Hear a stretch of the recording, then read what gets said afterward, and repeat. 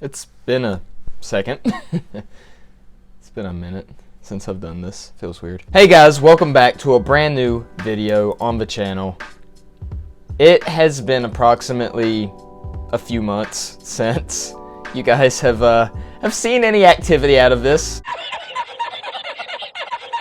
I'm not going to talk about that right now, but what we are going to talk about today is the March for Life, which was an event that happened this past Friday. I got the immense honor and privilege of being able to participate. The first time I ever went, it was so awesome. Such a great time. You're going to see some footage from the march that I took in this video, as well as a couple interviews that I did with some friends of mine. I hope you enjoy that.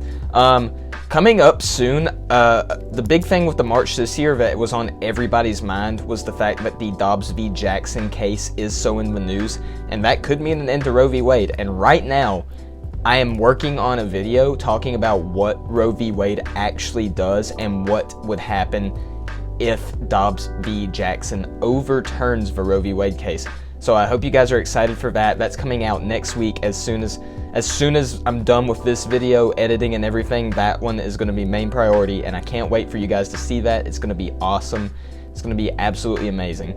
But again, it's been a while, but hopefully this year I'm going to get into a more consistent upload schedule. I'm going to have content out for you guys. So thank you guys so much for your patience and for your support. It means a lot. I just hope that you guys really enjoy this video, really enjoy the content that I've got, and that you all have an amazing day after you're done watching it. Thank you guys so much. Hey guys, so post-production Jesse here. While editing this video, I figured out that some of the audio in the interviews is not that great. Please ignore it. I did my best. I'm still using it. Just deal with it. Thanks.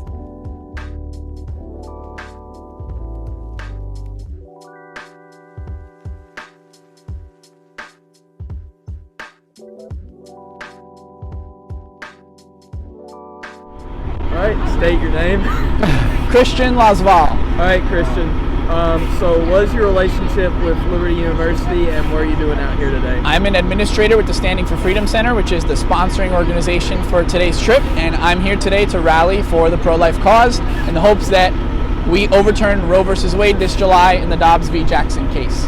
What was the motivation in bringing out so many students to come and fight for life here on the Capitol today? Primarily our Christian faith. Everything that we concern ourselves with derives from biblical principles and what we believe as Christians. So that was the first and foremost reason why it was important for us to come out here. But secondly, because we are Liberty University. This is right in line with our history and our tradition, especially with our founder, Jerry Falwell Sr., who was no stranger to engaging in cultural issues and in politics, and it was only appropriate to carry on that tradition with the university that he started specifically to do things like this, to be the advocates and be the change for a multitude of different cultural and political issues to draw our country closer to Christ. We know that the Dobbs case is in the news right now. What are you hoping to see come out of that? I'm hoping for a full overturn of Roe versus Wade. Not a semi-overturn, partial overturn, but completely overturn it, give that power back to the states so that we can see a good number of them outlaw abortion altogether. And then obviously we will continue on with our state activism efforts to get those states who want to codify it into their law protecting abortion to make sure that they outlaw it there as well. Awesome. All right, what's your name? I'm Chris Oglesby. All right, Chris, what are you doing out here today? Oh man, I'm here to march for life against abortion, just believing in the sanctity of human life, inextricably ingrown into the womb of mothers with their babies that are knit together by God the Father. Obviously, you're a student at Liberty University. What do you think Liberty's role is in the pro-life movement, and why it should have such a big voice? Yeah, that's a wonderful question. Liberty is geopolitically involved and cognizant, and I think that's wonderful. Essentially, what the university does is they show up. We show up when we get to represent life in front of the Supreme Court. We show up when we get to march. And I think it's just about having that presence and having that voice and being willing to wield a powerful influence for the kingdom of God and for biomedical ethics informed by biblical profundities, biblical quiddities and truths. All right, you've got a sign here that says, "I am the post-Roe generation." Yeah, What man. does it mean to you to be part of the post-Roe generation? Man, to be part of the post-Roe generation just means that we came and showed up for the Dobbs case. And in virtue of just prayer and faith, we believe that the judges will have wisdom as they adjudicate and decision make, and that they will overturn Roe v. Wade in their ruling of the Dobbs v. Jackson case. Awesome.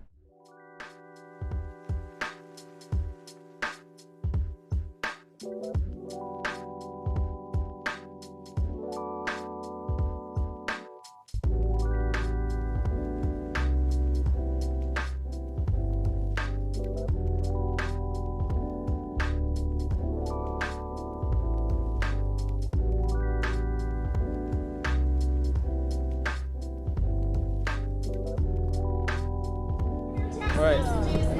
What's your name? Hi, I'm Maggie Danica. I'm a field coordinator at the Leadership Institute. All right, awesome. Maggie, what is your main objective in being out here today? Yeah, the main objective is actually just showing the legislators and the Supreme Court justices and everyone that there are pro-life people.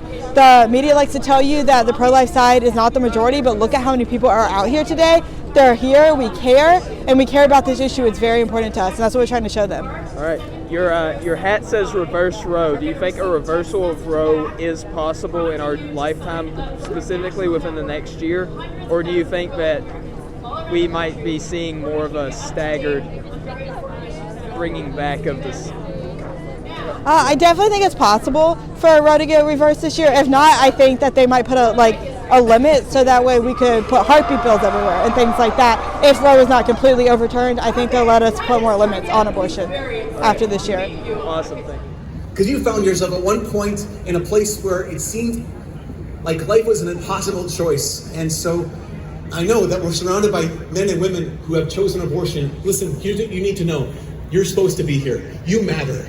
You belong here.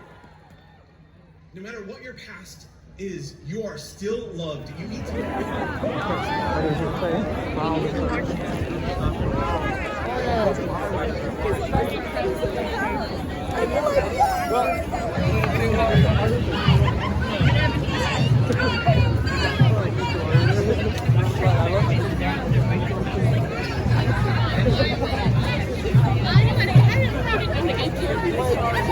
like, just admit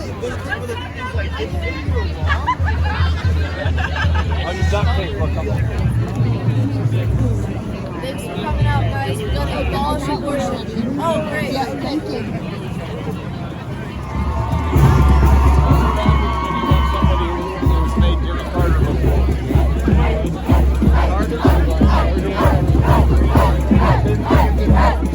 Carter's the happiest man in America. Who is? Oh, Carter, yeah. Ironically, even though he's much older, he's about greater presence of mind.